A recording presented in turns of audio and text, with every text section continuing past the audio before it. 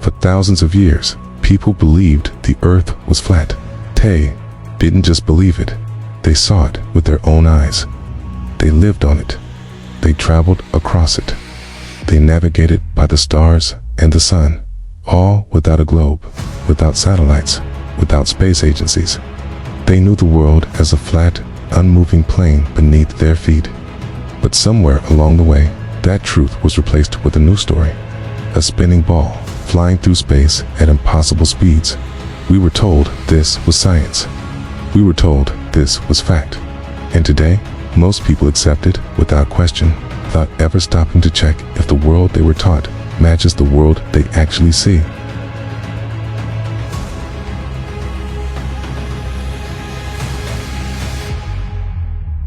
Look at the horizon. Do you see a curve?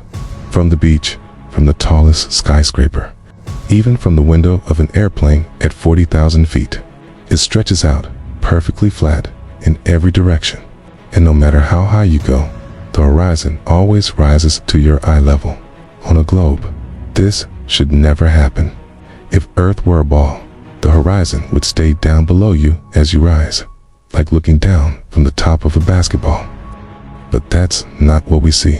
What we see is exactly what you'd expect. Tana, flat plain.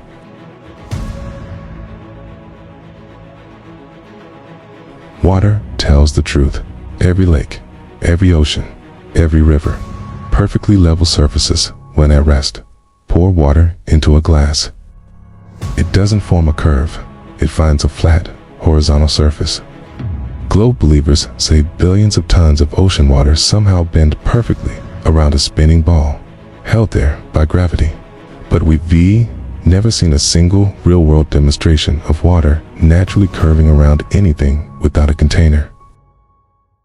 They tell us we're spinning at 1,000 miles per hour at the equator, while orbiting the sun at 67,000 miles per hour, and racing through the galaxy at over 500,000 miles per hour.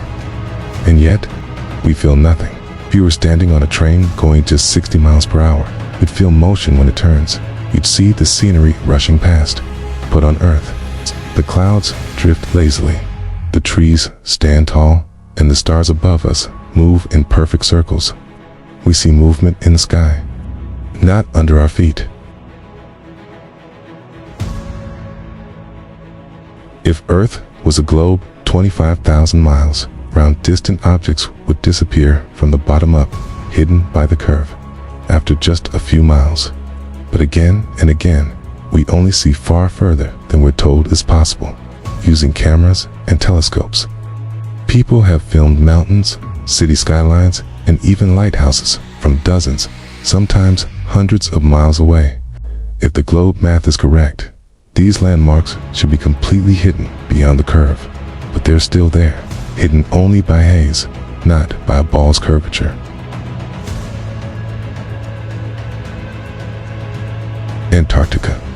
They say it's a frozen continent at the bottom of the globe. But what if it's actually the outer boundary?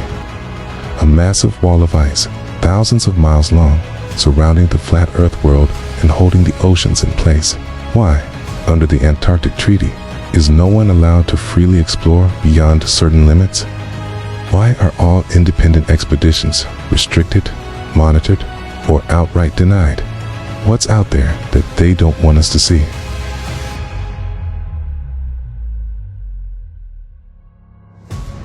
Look at flight paths, especially in the southern hemisphere. Many of them make strange detours on a globe, taking routes that seem inefficient and out of the way. Yet, when plotted on a flat Earth map, they make perfect sense. Straight lines between destinations. Pilots also don't constantly adjust for curvature. If Earth were a ball, they'd need to keep dipping the nose of the plane down to follow its curve.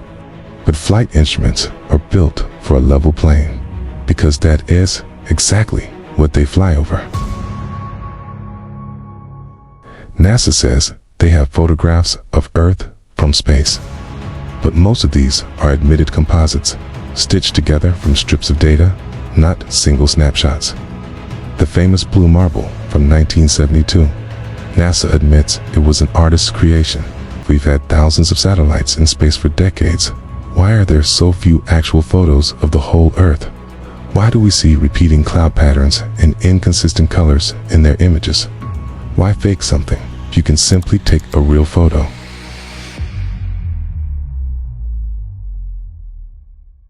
The canal test. The Bedford level story flat earthers set this one up on a perfectly straight canal in England. Over 6 miles of still, calm water. They put a camera right at water level, just inches above the surface, and lined up identical flags spaced at 1 mile, 3 miles, and 6 miles. Now, according to globe math, the farther flags should have been hidden. The one at 3 miles by about 6 feet, the one at 6 miles by a whole 24 feet. But when they looked through the lens, all 3 flags were visible from top to bottom. The tops weren't peeking out. The whole targets were there. No curve, no drop. It's just a dead straight waterline stretching for miles. The helicopter hover test, they said. If Earth is spinning at over 1,000 miles an hour, then if we hover in the air and wait, the ground should move beneath us. So they tested it. Not with some fancy space mission, but with a simple helicopter. The pilot lifted straight up, hovered, and stayed in the exact same spot in the air for minutes at a time. If the Earth was really rotating, a city miles away should have started to creep into view beneath them, but nothing moved. The same piece of ground sat right under the helicopter the entire time. To them, it proved there was no spin to escape from in the first place. The gyroscope test, they used a precision gyroscope, the kind pilots rely on, and set it to detect any change in tilt over time. If Earth spins once every 24 hours, the gyroscope should register a steady drift, about 15 degrees per hour. They let it run for hours. The reading? 0 drift. To them, it was proof. The ground beneath them wasn't moving.